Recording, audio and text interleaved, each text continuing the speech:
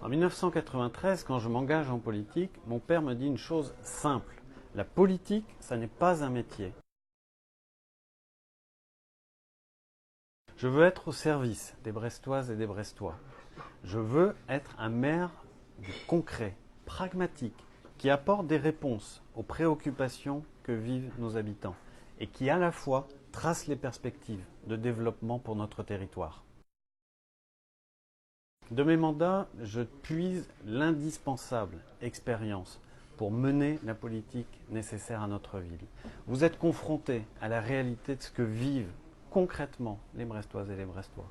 Et cela, c'est une force que je vais mettre au service de l'animation de notre équipe qui sera au service des Brestoises et des Brestois. En 1993, quand je m'engage en politique, mon père me dit une chose simple. La politique, ça n'est pas un métier. Si tu veux rester libre dans tes engagements, conserve ton activité professionnelle. Et bien de cette sage préconisation, j'ai toujours fait une force et suis toujours resté libre de mes choix politiques et de mes engagements. Le PS n'a tiré aucun enseignement de ce qui s'est passé au printemps 2017. Et plutôt que d'être attaché à un parti, je préfère rester fidèle à mes valeurs, à mes principes. C'est le progressisme, c'est l'écologie, c'est la capacité au fond à faire de la politique indépendamment des vieilles pensées. Être de gauche ou de droite n'est pas l'essentiel. Ce qui compte, c'est être mobilisé, comme l'est Emmanuel Macron, pour apporter des réponses concrètes aux habitants de Brest.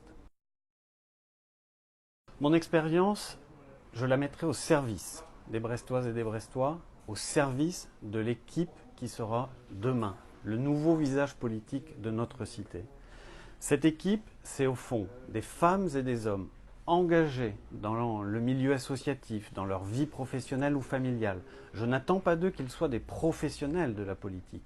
J'attends d'eux qu'ils soient pleinement mobilisés au service des Brestoises et des Brestois.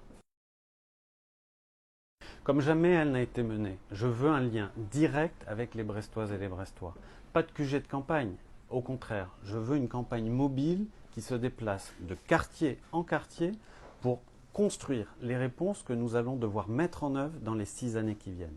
C'est de cette co-construction, de ce lien direct avec les Brestois et les Brestoises, que je vais puiser l'énergie que nous allons mobiliser dans les 6 années qui viennent.